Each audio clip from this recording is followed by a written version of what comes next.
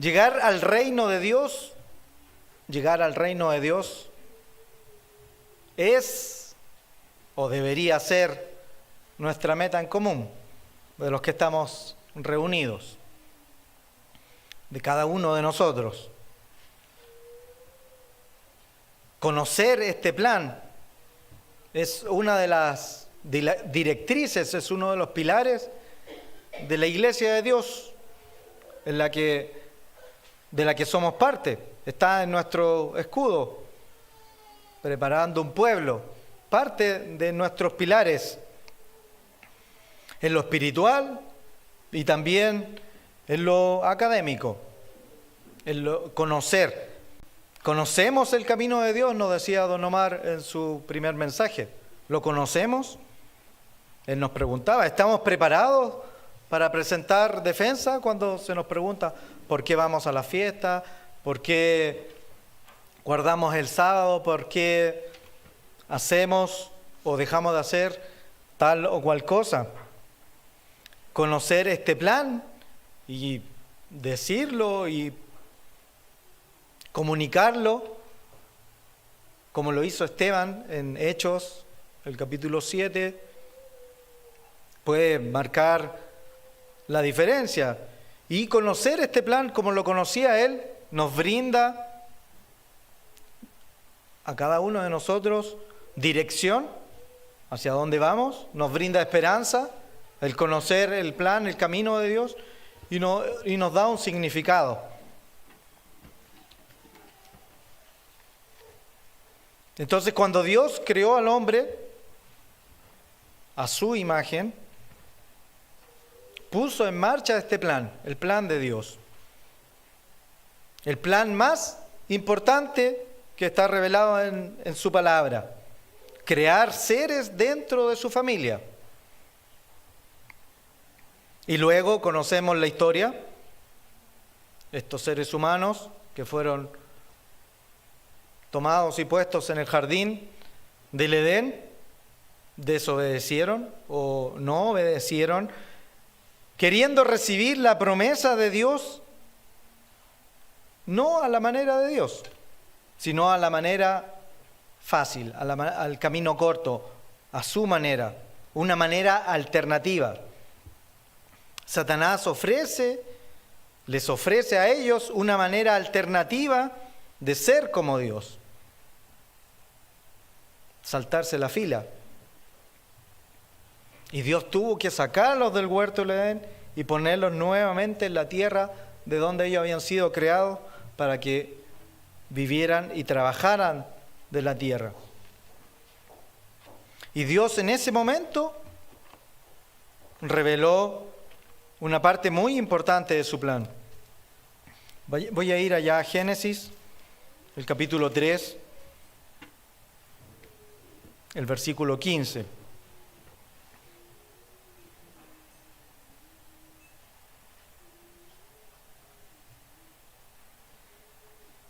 Aquí Dios hablándole a la serpiente, pero queda registrado para que nosotros entendamos lo que Dios está diciendo, para que nosotros sepamos. El objetivo de Dios de escribir la Biblia es para que nosotros la leamos y la estudiemos. Como decía don Omar en los anuncios respecto a este plan de lectura bíblica, la importancia de leer y estudiar la Biblia, para que nosotros la leamos y sepamos lo que dice acá. Por eso es que se escribió la Biblia. Le dice a la serpiente, para que nosotros sepamos que ha registrado, pondré enemistad entre ti y la mujer. Le dice a la serpiente. Entre tu simiente y la simiente suya. Entre la simiente de Satanás, la humanidad, que no quiere hacer las cosas a la manera de Dios, y la simiente suya, hablando de una simiente que vendría de la mujer. Y la profecía dice, esta te herirá a la cabeza, hablando de un triunfo ante la serpiente, pero tú le herirás el calcañar. Sabemos que Satanás, con su simiente, que son las personas influenciadas por él, lograron pausar el trabajo de Jesucristo por 3 días y 3 noches cuando estuvo en el corazón de la tierra. Eso aparece en Mateo 12:40, si están tomando apunte. Igualmente sabemos que a partir de ese momento la esperanza de la humanidad estaba puesta en una futura descendencia de esa mujer, que sería esa futura descendencia la que podría liberar a la humanidad de las consecuencias del pecado del huerto y del pecado que cada uno de nosotros comete.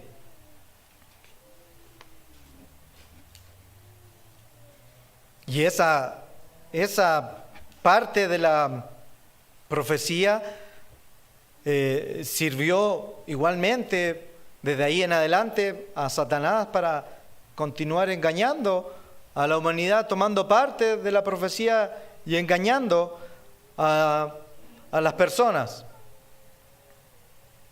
Pero esa promesa de bendición se fue traspasando y ampliando y explicando por Dios a través de otras revelaciones hechas, como por ejemplo en Génesis 12, vamos a adelantar un poco la historia, Génesis, el capítulo 12,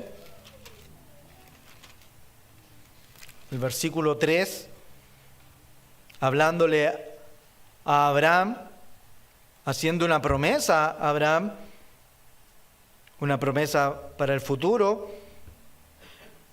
Dice: bendeciré a los que te bendijeren, y a los que te maldijeren, maldeciré. Y serán benditas en ti las familias de la tierra.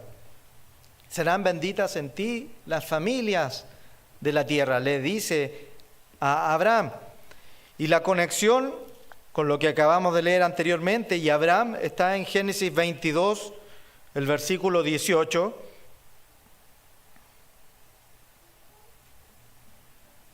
Cuando continúa Dios ampliando esta revelación para nuestro entendimiento, el versículo 18 dice: en tu simiente serán benditas todas las naciones de la tierra, por cuanto obedeciste mi voz. Es decir, a través de esa línea sanguínea de Abraham, un descendiente de Abraham, es que las naciones de la tierra iban a ser benditas. Pablo explicó esto, y quiero ir allá en Gálatas 3, el versículo 16.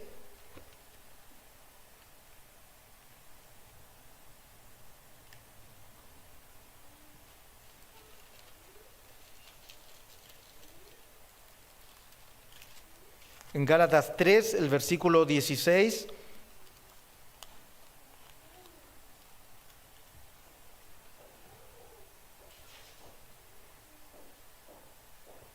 Dice: ahora bien, a Abraham fueron hechas las promesas, y a su simiente.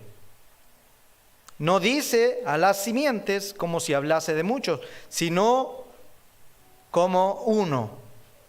A tu simiente. ¿Y cuál era esa descendiente? ¿Cuál era esa simiente? Cristo, la cual es Cristo. Cristo era el descendiente que iba a traer bendición a las naciones. Entonces esta promesa hecha a Abraham fue muy conocida, fue conocida por el pueblo hebreo a lo largo de la historia de la Biblia. Era algo que conocían. Volviendo a los tiempos de Abraham, algo que conocían, algo que algunas veces olvidaban o no sopesaban, no lo ponían en contexto, y sobre todo en momentos de prosperidad. Cuando les iba bien, se olvidaban que necesitaban ser rescatados de la maldición que tenía.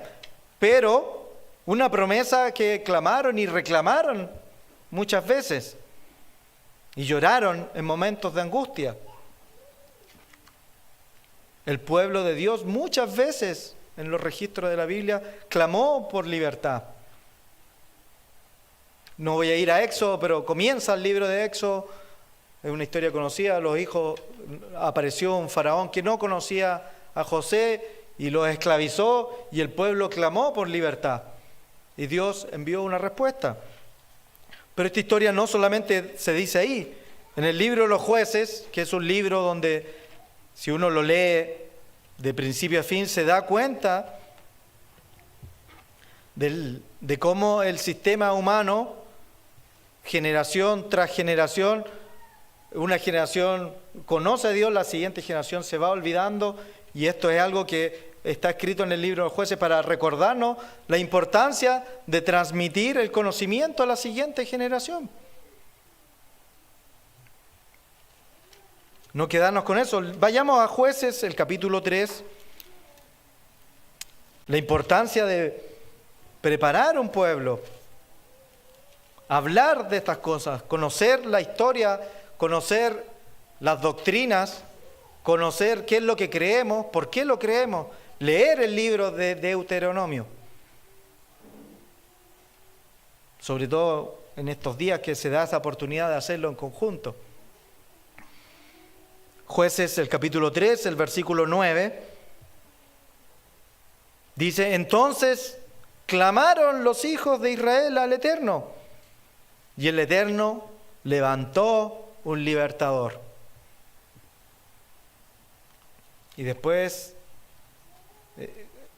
cíclicamente, ¿cierto? Levanta un libertador, hay prosperidad porque un libertador lo salva, y cuando les va bien, se olvidan de que necesitan un libertador y nuevamente son atacados. Y, por ejemplo, en el capítulo 6, un par de capítulos más adelante, capítulo 6, el versículo 7, nuevamente dice: y los hijos de Israel clamaron al Eterno ahora a causa de los madianitas. Y el Eterno envió a los hijos de Israel un varón profeta, el cual les dijo: así ha dicho el Eterno de Israel. Nuevamente Dios tiene que intervenir ante este pueblo que ha olvidado las directrices, los caminos, el por qué están guardando la fiesta, el por qué siguen haciendo lo que hacen, por qué van el sábado, por qué dejan de comer ciertos tipos de animales impuros. Jonás, igual en casos individuales, Jonás clamó al Eterno dentro del vientre cuando él no quiso obedecer a Dios. Pueden ir a Jonás, si están tomando apunte, Jonás el capítulo 2. Daniel igual clamó él en oración por el pueblo de Israel. Cuando el pueblo estaba en Babilonia y no estaban habían sido deportados a Babilonia, estaban lejos de sus tierras. Y Daniel seguía viendo el pecado del pueblo y clamó al Eterno por el perdón del pueblo. De hecho, hay un salmo que es uno de los himnos que cantamos, el Salmo 137, voy a ir allá, que habla de eso, del clamor de los hijos de Israel cuando estaban lejos de su tierra, cuando no estaban en la tierra que Dios les había dado, en la tierra prometida. Salmo 137. De hecho, esta es una canción que en los años 80 se popularizó con onda disco y todo el mundo la bailaba, y algunos hasta el día de hoy no saben que se trata de un salmo. Quizás cuando la lea van a recordar. Dice: junto a los ríos de Babilonia, el versículo 1, el Salmo 137 a partir del versículo 1. Junto a los ríos de Babilonia, allí nos sentábamos y llorábamos, y aún llorábamos, acordándonos de Sión. Sobre los sauces en medio de ella colgábamos nuestras arpas. Y los que nos habían llevado cautivos nos pedían que cantásemos. Y los que nos habían desolado nos pedían alegría diciendo: cantadnos alguno de los cánticos de Sión. ¿Cómo cantaremos al Eterno en tierra de extraños? Y aquí continúa el lamento del salmista. Un pueblo que necesitaba de la intervención de Dios, necesitaba de este Salvador. Y noten ustedes que los apóstoles, igualmente, indirectamente, en los tiempos de Jesucristo, querían ver una restauración del reino, querían liberarse de la opresión de los romanos. Y le preguntaron más de una vez, hay registro más de una vez que le preguntaron a Jesucristo si el reino se instauraría en estos días. Y hay registros históricos de rebeliones físicas antes y después de la resurrección de Jesucristo. Personas que querían rebelarse porque querían instaurar nuevamente y querían un caudillo, un libertador. Querían a alguien que los rescatara del pueblo romano.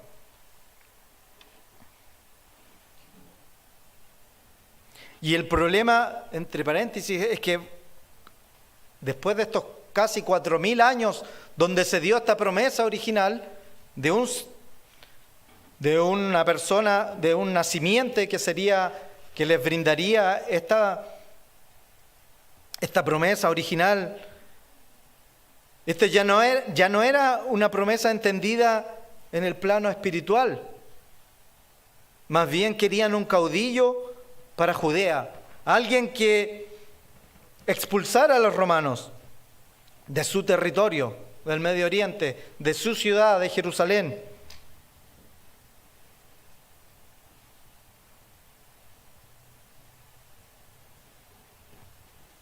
Notemos lo que Pablo le aclaró a la iglesia en Roma y por extensión a todos. En Romanos 4,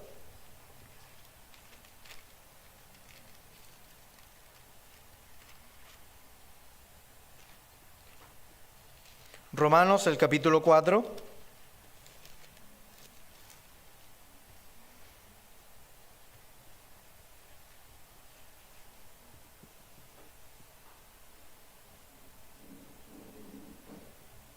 Hablando de Abraham, dice: y recibió la circuncisión como señal de sello de la justicia, de la fe que tuvo estando aún incircunciso.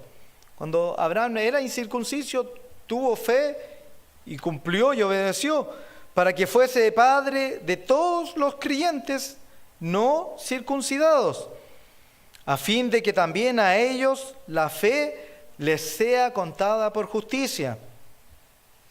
Versículo 12 dice: y padre de la circuncisión para los que no solamente son de la circuncisión, sino que también siguen las pisadas de la fe que tuvo nuestro padre Abraham antes de ser circuncidado. Y el versículo 13 dice: porque no por la ley fue dada a Abraham o a su descendencia la promesa que sería heredero del mundo.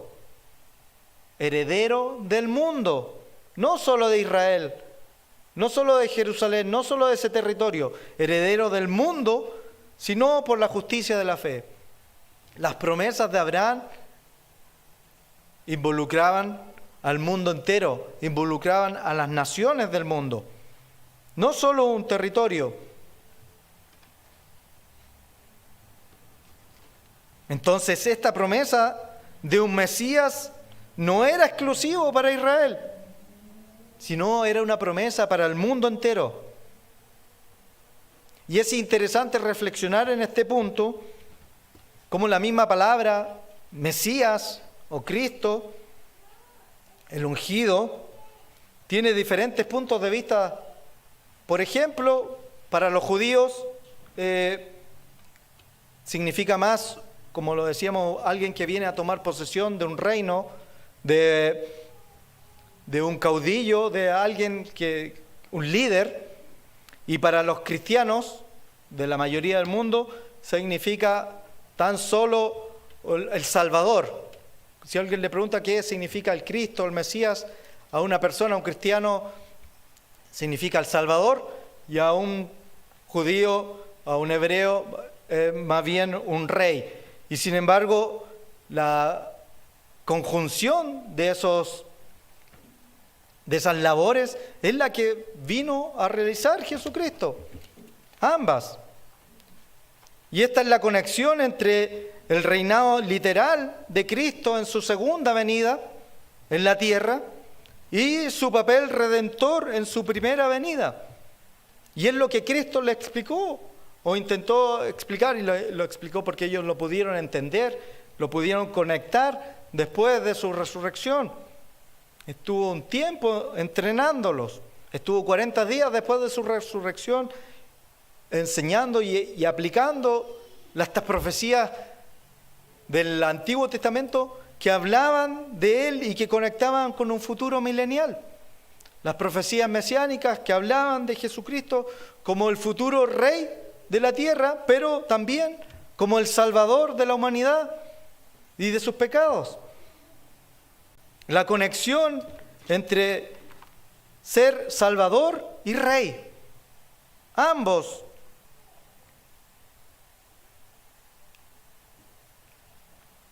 Por ejemplo, en Isaías 6, Isaías, el capítulo 6,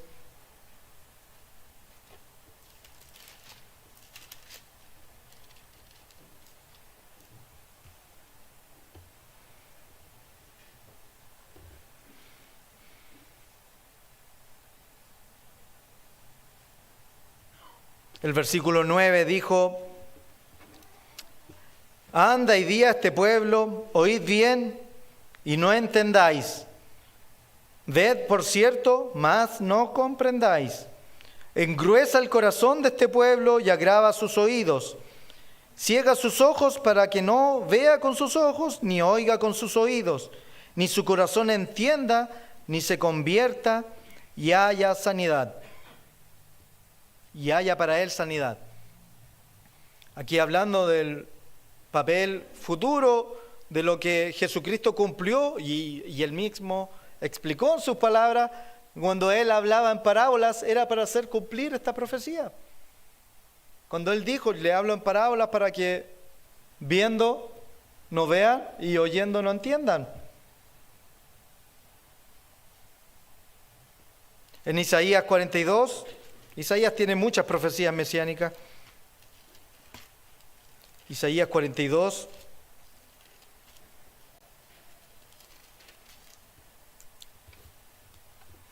el versículo 1, dice: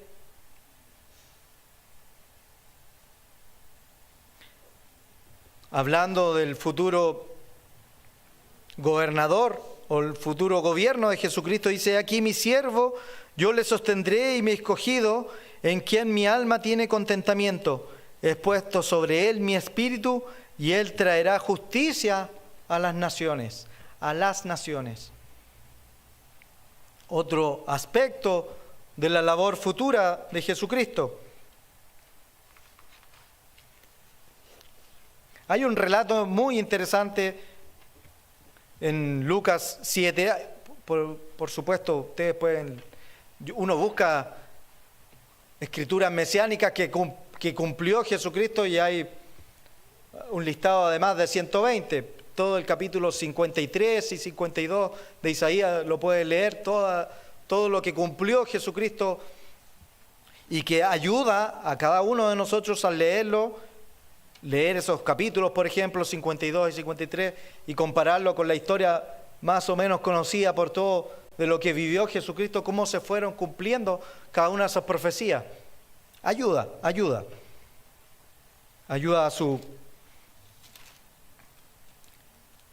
a su fortaleza espiritual. En Lucas, el capítulo 7, Juan el Bautista estaba preso y Y voy a leer unos versículos antes de lo que tenía anotado,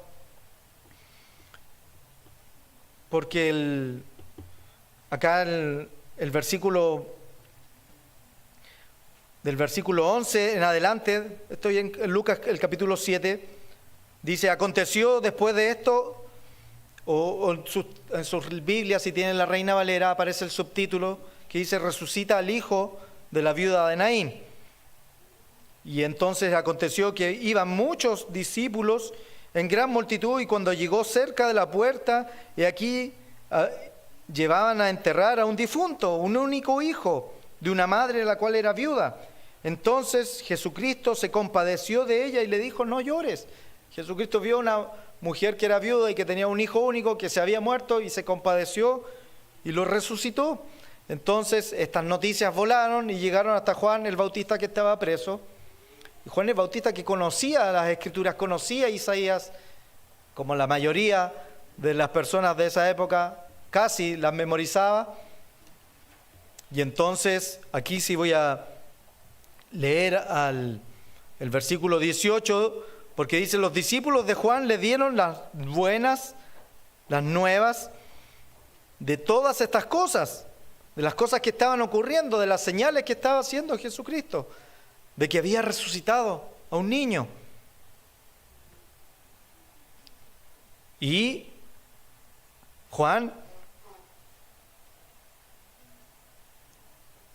piensa y tiene esta claridad de conectar, porque Juan tenía el Espíritu Santo, de conectar las profecías del Antiguo Testamento con lo que estaba viviendo Jesucristo, con lo que estaba haciendo, con la obra que estaba haciendo.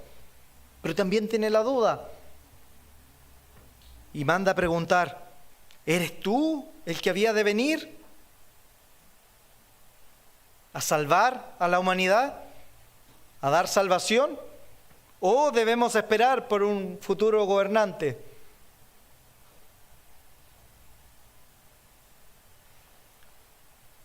Y dice el versículo 21: en esa misma hora sanó a muchos. Cuando le preguntaron, ¿cierto? Los discípulos de Juan el Bautista vinieron a Jesucristo: ¿eres tú, Juan? Nuestro maestro nos pregunta si eres tú el Mesías, el Cristo, o debemos esperar a otro. Y Jesucristo, su respuesta no fue explícita, no les entregó la información: tomen, ahí está la respuesta, llévensela. Sino le dijo: observen, deduzcan e interpreten. Porque él mismo sanó a muchos, enfermedades, plagas, espíritus malos, ciegos, y les dijo: id y haced saber a Juan lo que habéis visto y lo que habéis oído. Ciegos ven, cojos andan, leprosos son limpiados, sordos oyen, los muertos son resucitados, y a los pobres les es anunciado el Evangelio. Jesucristo hablando, citando y recordando profecías que hablaban de la futura obra de este Mesías que había de venir. Y esa fue la respuesta que le llevaron a Juan el Bautista y que él debía interpretar. Él debería decidir si seguía preguntando si era él o era otro más que había de venir. Jesucristo responde con hechos. Y estas profecías ustedes las pueden encontrar en Isaías 35, se leen regularmente para la fiesta de tabernáculos, y en Isaías 61.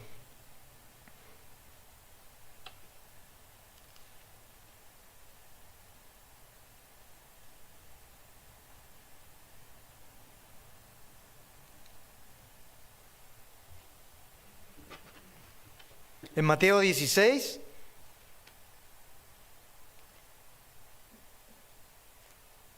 en Mateo 16,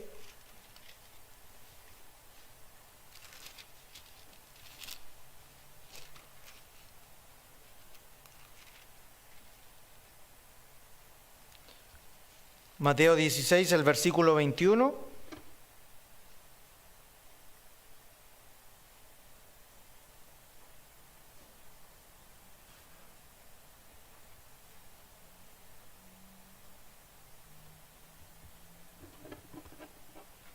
Acá hay otra profecía que cumple Jesucristo y que le había dicho que iba a cumplir.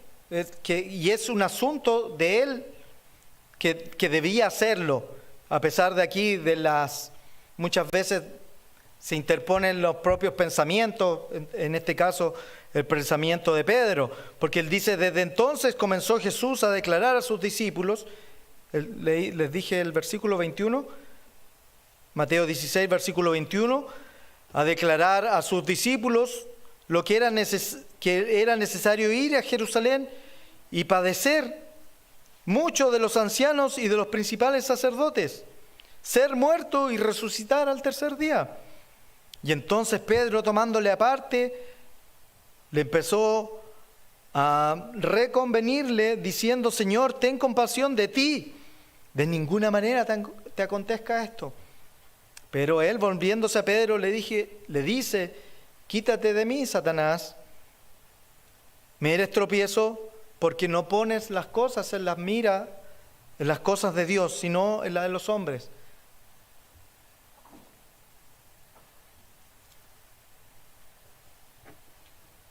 El pueblo de Israel estaba necesitando, o al no conocer, al no tener esta dimensión espiritual, estaba más enfocado en un Salvador físico. Ahora, ¿significa esto que el pueblo de Israel está perdido, que fue desechado? En Romanos 11,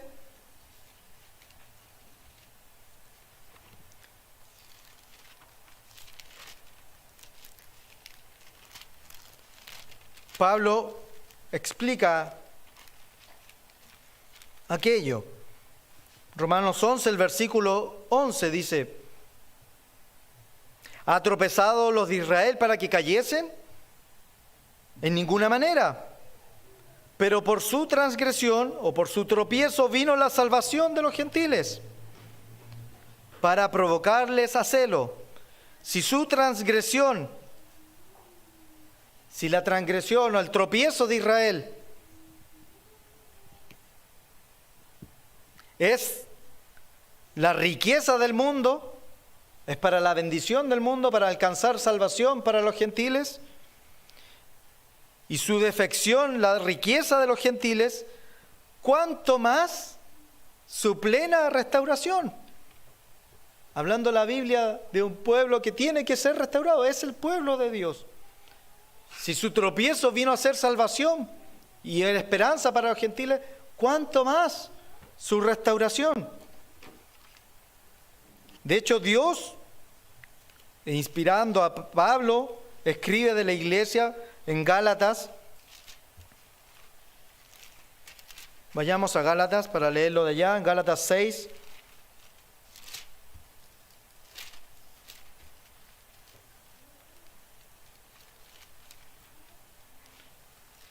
En el versículo 15.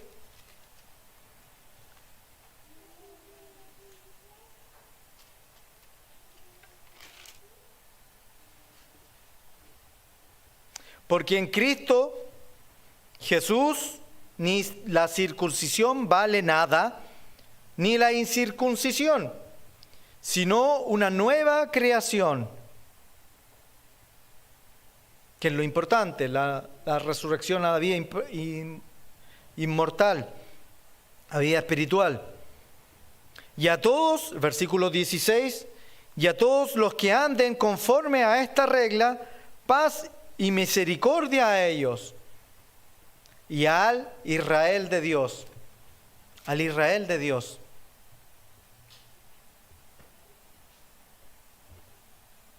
La nación de Israel igualmente es parte del plan de Dios, y parte del propósito del plan de Dios.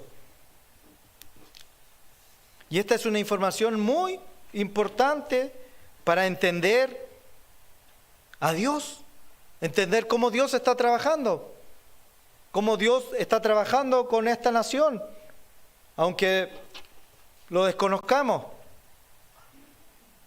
Y es algo que debemos saber y debemos conocer. En el mismo libro de Gálatas dice, si sois de Cristo, linaje de Abraham sois, injertados en Israel. Las promesas de Abraham que Dios le dio fueron traspasadas a Isaac, a Jacob y a sus hijos. Judá, que quedó con la parte del cetro, y José con la primogenitura. Y eso aparece en la Biblia, en Primera de Crónicas, o el primer libro de Crónicas, primero de Crónicas, capítulo 5.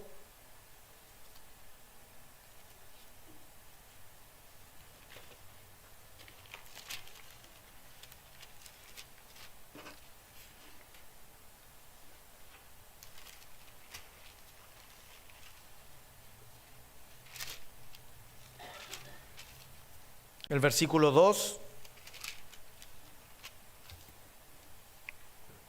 dice, bien que Judá llegó a ser el mayor sobre sus hermanos y el príncipe de ellos, mas el derecho de primogenitura fue de José.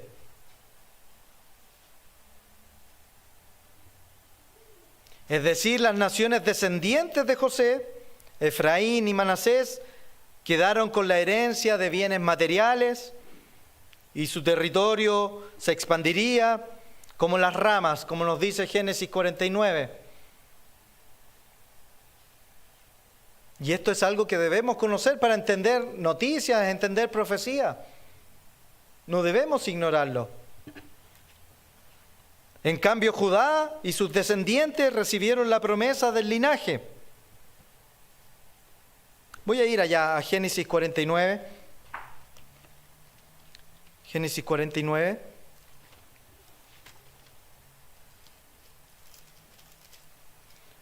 Porque en un mismo capítulo aparecen estas dos promesas.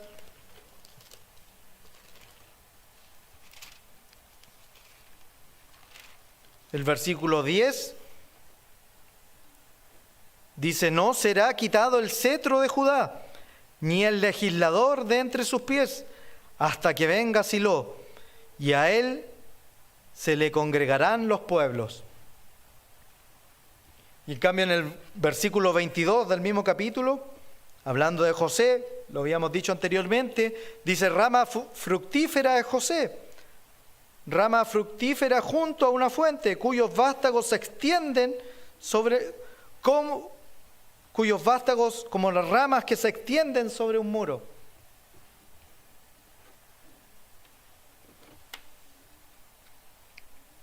Entonces, la primogenitura, la parte física, la prosperidad que fue retenida por un tiempo, quedó en manos de los hijos de José, Efraín y Manasés.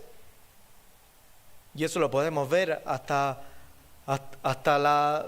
lo podemos apreciar en la historia de la economía, la historia universal, cómo esas naciones descendientes han podido estar por sobre el resto de las naciones.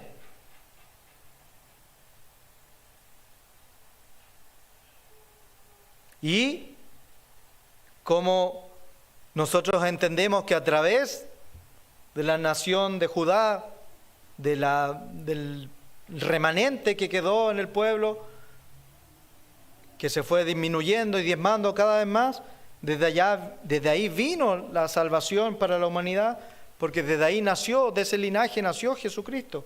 Y Jesucristo lo dijo en Juan 4, el versículo 22. Voy a ir allá. Jesucristo dice acá en Juan 4,